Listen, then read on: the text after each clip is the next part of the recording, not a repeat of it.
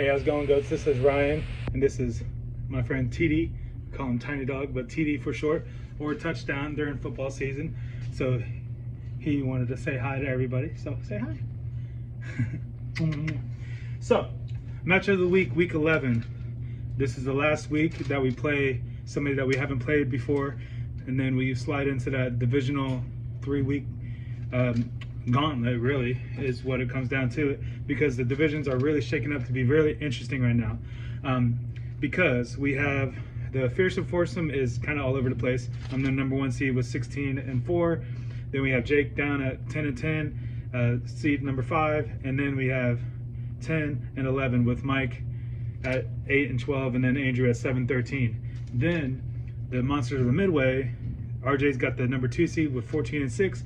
Then Kevin and Eric are 3-4 with 10-10, and then Gary at the last seed at 7-13. And then the Purple People Eaters are all bunched up together, 6, 7, 8, 9 seed with Baxter and Anthony at 10-10, Kurt and Ben both at 9-11. So this race into the playoffs is going to be crazy. And this is, like I said, the last week that you play the person that you haven't played before. So out of all those games, I chose RJ and Baxter at the matchup of the week. RJ being the number 2 seed, people are going to try to catch him, getting him out of the playoffs would be kind of tricky, making up for not only 4 wins, but getting ahead of him with RJ fumbling the ball and then trying to hopefully getting ahead of him. But like I said, 1, 2, 3, 4, 5 teams at 10-10, and then Kurt and X are not to be counted out at 9-11. Then Mike still not out of it, 8-12, and then Gary and Andrew. It'd be dangerous to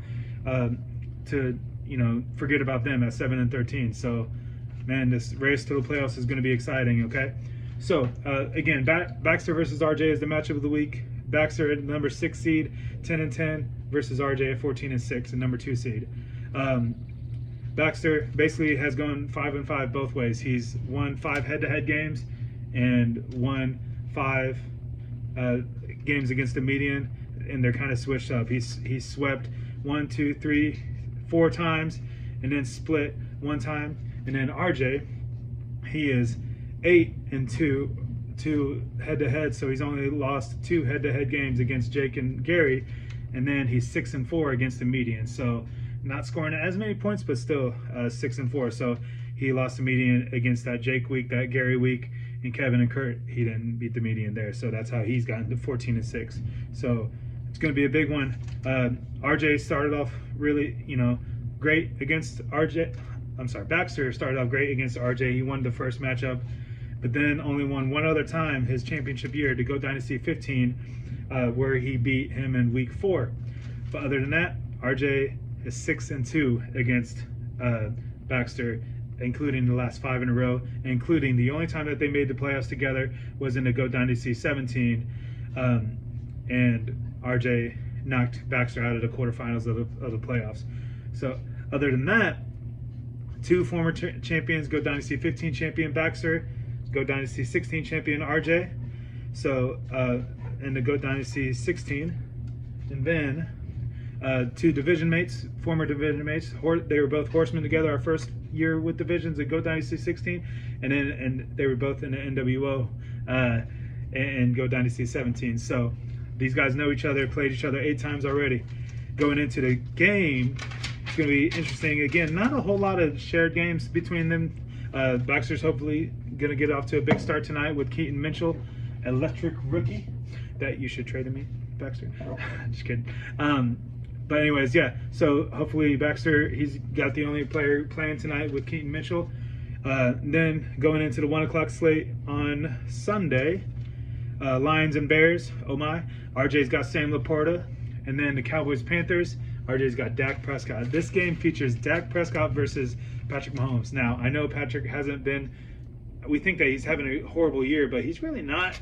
But he's just, we always know that Patrick is always able to put up a 50-banger easily. So Dak Prescott, one of the hottest quarterbacks in the league right now, and against Patrick Mahomes, that's huge. I wish it would have been Patrick versus Jalen Hurts. I wish RJ would have had his eagle, Jalen Hurts. That would have been really cool to see, because that game is going to be huge. But yeah, RJ has Dak playing at 1 o'clock. Cardinals, Texans. RJ's again got electric rookie Tank Dell. Commanders, Giants. Antonio Gibson for RJ is going to hopefully add to the points. Going back to that Texans Cardinals game, Baxter has a couple Texans and Damian Pierce, who hasn't really been living up to standards, but hopefully he'll get some points for Baxter, and Dalton Schultz, tight end, hopefully getting in the game as well. Steelers, Browns, that big slobber knocker Jerome Ford is going to be running for RJ.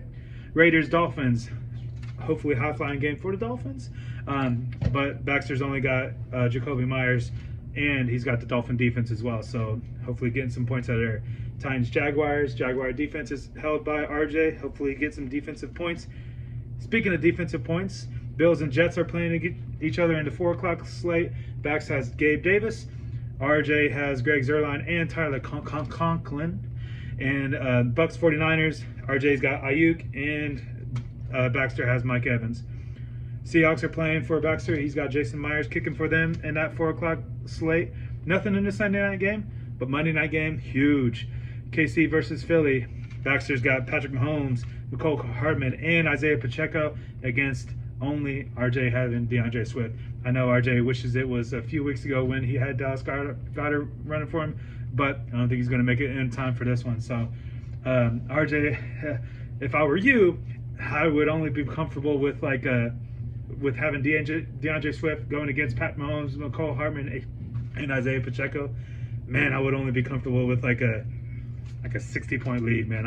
I'd have to really be having some points up to be comfortable, even if you haven't DeAndre Swift. So if I was to guess, I think I don't know who's going to pull it off, but I bet Baxter goes into Monday night down a little bit, maybe down by like 30-ish, and then RJ, I bet he ends up holding out for the win with DeAndre Swift running for him.